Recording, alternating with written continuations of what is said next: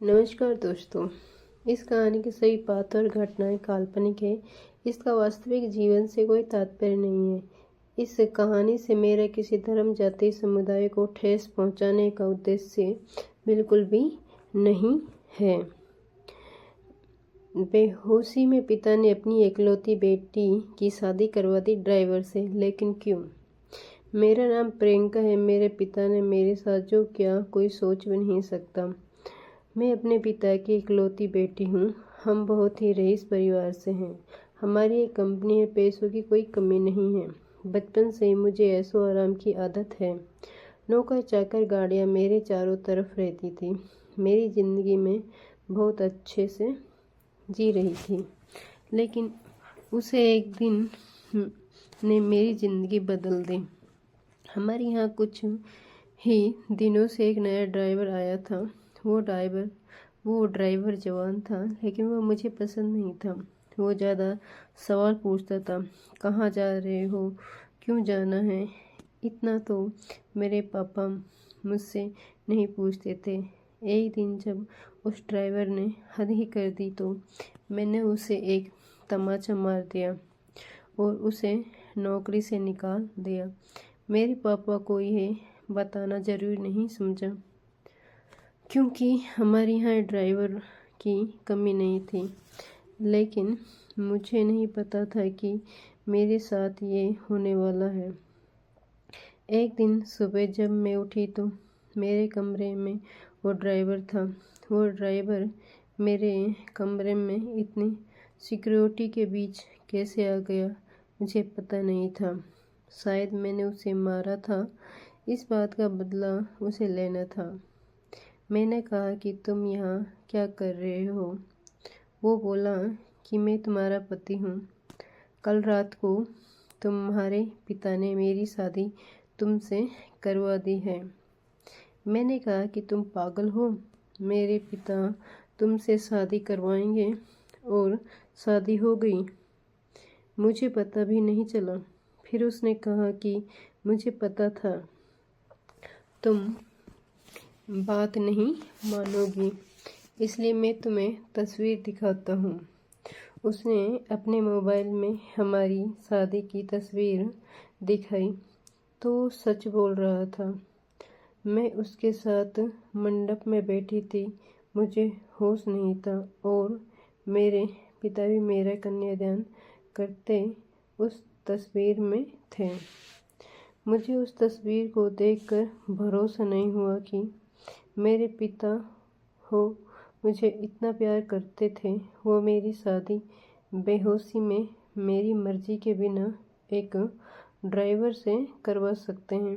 मैं उसी समय अपने पिता के पास गई। पापा को कहा कि पापा, ये सब क्या है? ये कोई नाटक है? ये ड्राइवर के साथ आपने मेरी शादी करवा दी, वो भी मुझे बेहोश करके। आप ऐसा कैसे कर सकते हैं? पापा ने कहा कि वो मजबूर है। मैंने कहा, मजबूर? हम मजबूर हैं? इतने बड़े होने के बाद भी इसकी क्या औकात है? हम उसके आगे कैसे मजबूर हो सकते हैं? वो बोला कि ज़बान संभाल कर बात करो। अब मैं तुम्हारा पति हूँ। मैंने बोला, अब मैं इस शादी को नहीं मानती। यह कैसी शादी? यह मेरी मर्जी के खिलाफ है। वो बोला कि मर्जी तुम्हारे पापा की थी, जो इस तस्वीर में साफ दिखाई दे रहा है। वो बोला, चलो अब मेरे साथ। मैंने कहा, चलो कहाँ? ये मेरा घर है। वो बोला, नहीं, तुम मेरी पत्नी हो और मैं अब तुम्हें मेरे साथ रहोगी। अगर नहीं मानी तो ये तस्वीर मीडिया में जाएगी। मेरे पिता चुपचाप खड़े होकर ये तमाशा देख रहे थे। उसे मेरा हाथ जोर से पकड़ा और खींच कर ले जाने लगा। इतनी सारी सिक्योरिटी, लेकिन कोई उसे नहीं रोक रहा था। मेरे पिता भी जैसे बुत बन गए थे। पर क्यों? मैं रो रही थी और वो मेरा हाथ खींचकर मुझे ले जा रहा था। मुझे नहीं पता था कि उनकी क्या मजबूरी थी, पर इन सब के बीच मेरी ज़िंदगी के साथ बहुत बड़ा मजाक हो रहा था। वो मुझे अपने घर में ले गया। घर नहीं, पिंजरा था, एक छोटा सा कमरा। बाथरूम के लिए भी कमरे के बाहर जाना पड़ता था। उसने मुझे कहा कि यही अब मेरा घर है, यहीं पर रहना है और खाना है। पास में भी बहुत सारे कमरे थे, उनमें भी लोग रहते थे। मैं ऐसी जगह आ जाऊंगी मुझे पता नहीं था। उसने कमरे में खाने का सामान रखा और कहा कि भूख लगी है, खाना बनाओ। एक थप्पड़ का बदला वो इस तरह लेगा मुझे पता नहीं। मैंने कहा मुझे खाना नहीं आता। वो बोला ठीक है, मैं कहीं खा लूँगा, तुम फिर भूखी रहो। वो इतना कहकर चला गया। मैंने सोचा कि मैं भाग जाऊं, लेकिन फिर सोचा कहाँ जाऊंगी, मेरे घर जा नहीं सकती। वो ही रोती रही। भूखी शाम हो गई, भी मुझे भूख लग रही थी। ऐसी भूख मैंने अपनी ज़िंदगी में कभी महसूस नहीं की थी। मेरे कमरे की चौखट पर बैठ गई, रो रही थी। पास के कमरे से एक औरत ने मुझे रोते देखा और कहा क्या हुआ। मैंने कहा भूख लग रही है। वो बोली इतनी सी बात। उसने अपने कमरे से एक रोटी और थोड़ी दाल मुझे दी। मैंने उसे खाया। मैंने हर तरह के पकवान खाए, लेकिन वो रोटी और दाल खाकर मुझे जो अनुभव हुआ लगा जैसे मैंने भगवान को पा लिया हो। रात हो गई थी। वो वापस आया। आते ही उसने कमरे का दरवाज़ा लगा दिया। मुझे डर था कि वो कहीं मेरे साथ ज़बरदस्ती ना करे, लेकिन वो चुपचाप एक कोने में सो गया। इतने बड़े महल से एक कमरे में, वो भी अजनबी के साथ। मैंने सोचा कि अब मैं ये सब बर्दाश्त नहीं करूँगी। मैं उस रात सोई नहीं और सुबह उसके उठने के पहले मैं कमरे से भाग निकली। मैं अपने एक दोस्त के यहाँ गई, लेकिन जब मैं उसके घर पहुँची तो उसने मुझे दरवाजे से अंदर नहीं आने दिया। बोला कि तुम्हारे पापा का फ़ोन आया था कि अगर किसी ने तुम्हारी मदद की तो वो अंजाम अच्छा नहीं होगा। उसने मेरे मुंह पर दरवाज़ा बंद कर दिया।